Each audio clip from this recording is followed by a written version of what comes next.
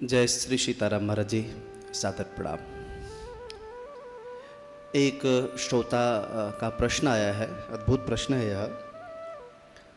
श्रीमद् भागवत जी में पूतना, अघासुर, बकासुर आदि के चरित्रों से हमें क्या प्रेरणा मिलती है? किस दृष्टि से इन कथाओं को हम देखें? आचार्य प्रभाकर जी, आपका प्रश्न और वो जो श्रोता है उनका बहुत ही सुंदर प्रश्न है। वस्तुतः ये जो भगवान श्री कृष्ण की श्रीमद् भागवत में जो कथाएं हैं, ये केवल कहानियां नहीं है, ये केवल इतिहास नहीं है, ये वर्तमान का सत्य भी है। श्रीमद् भागवत में जो भी घटनाएं घट रही हैं वो प्रत्येक जीवन के, प्रत्येक व्यक्ति के जीवन में पल प्रतिपल घट रही हैं। उनसे हमें वर्तमान में भी प्रेरणा लेनी चाहिए। तो पूतना क्या है, इसको श्रीमद् वल्लभाचार्य जी महाराज ने सुबोधिनी टीका में इसको अविद्या माना है। परमात्मा जीव के, साधक के जीवन के अंदर से जब उसके ऊपर कृपा करता है तो उसकी अविद्या का विनाश करता है। पूतना का वध का तात्पर्य यह है कि भगवान ने साधक के जीवन से अविद्या का नाश किया। पूतना अविद्या रूपा है। उसी प्रकार से ये जो शकटासुर है, ये शकटासुर क्या है? शकट मानी जड़मती, जो हमारी बुद्धि के अंदर में जो जड़ता है। हमने दकियानूसी परंपराओं में, बहुत सी रूढ़िवादिताओं में हम फंसे हुए रहते हैं, उनमें कोई परिवर्तन नहीं करते। ऐसा ही आप अगर देखेंगे तो रामचरित्र में और कृष्ण चरित्र में लगभग एक जैसा ही चरित्र चलता है। जहां एक और भगवान श्री कृष्ण जी पूतना का वध करते हैं। सबसे पहले जब राक्षसों के वध का शुभारंभ करते हैं तो सबसे पहले पूतना को मारते हैं, जो एक स्त्री है, राक्षसी। भगवान राम भी जब राक्षसों का वध शुरुआत करते हैं तो सबसे पहले ताड़का का वध करते हैं, वो भी एक स्त्री है। उसे भी अविद्या के रूप में माना गया है और इसे भी अविद्या के रूप में माना गया है। आगे चल करके आप देखें शकटासुर। शकटासुर क्या? शकट मानी बैलगाड़ी होती है, शकट मानी जड़ होती है वो वस्तु, वो अपने आप चल फिर नहीं सकती। उस शकट में जो उत्कच नाम का राक्षस था, जिसे शकटासुर नाम दिया गया क्योंकि वो बैलगाड़ी में आके, शकट संस्कृत में कहते हैं बैलगाड़ी को, इसलिए शकटासुर उत्कच नाम का वो राक्षस था और उसमें आकर के बैठ गया। तो इस शकट क्या है? मति में जड़ता, जो हम अपने विवेक से, बुद्धि से कुछ न सीख पाए। भगवान श्री कृष्ण जी ने भगवद गीता में एक बात बार बार कही अर्जुन से कि अर्जुन, तुम मेरी बातों को सुन, लेकिन बुद्धौ शरणमन विच्छ कृपणा फल हेतवा।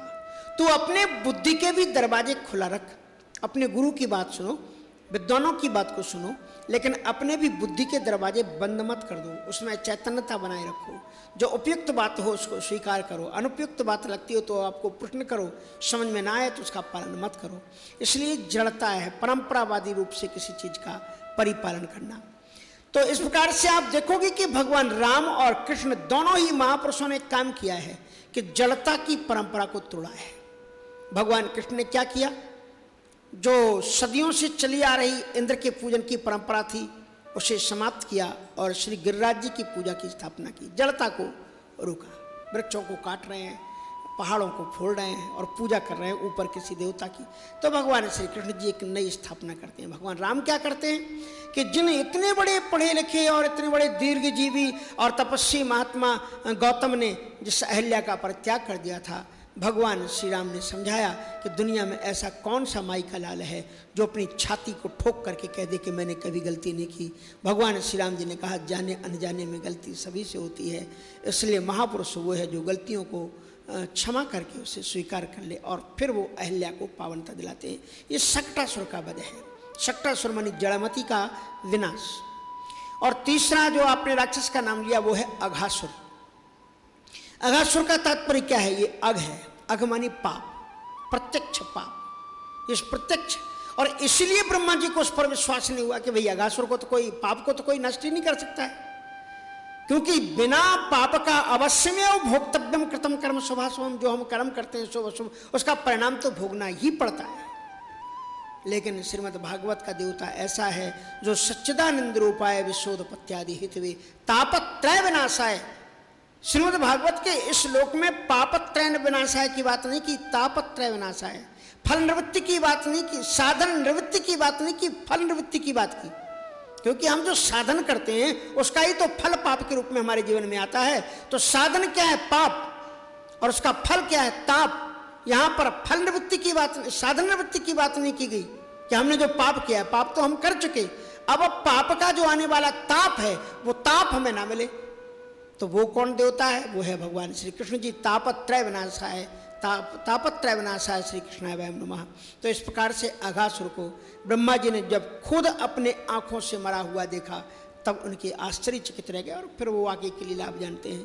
तो फिर इस प्रकार से ये जो बकासुर है, बकासुर का भी तात्पर्य क्या है? इन राक्षसों की मनोवृत्ति के माध्यम से जो हमें बताया गया उसको समझना चाहिए। बकासुर क्या है? आप जानते हो संसार में लोग कहते हैं बकबक बहुत करता है। बकबक मानी अभिमानी प्रवृत्ति का जो व्यक्ति होता है, वो जो भी बात का वो अपना ज्ञान छाटने लग जाएगा। वहां पर आप कुछ बताओ वो अपना ज्ञान, हाँ मैं भी इस बात को जानता हूं, और वो आपको आप एक उदाहरण दोगे वो 3 उदाहरण आपके सामने रखने की कोशिश करेगा। बकबक करने की प्रवृत्ति। और ये बकबक करने वाले प्रवृत्ति की 2 चौंचे होती हैं। कौन कौन सी? बोले मैं अरु मोरे तोरी ते माया, यही बस कीने जीव निकाया। मैं और मेरा, तू और तेरा, मेरा तेरा, मेरा तेरा, इसी में लगी रहती है भाई साहब।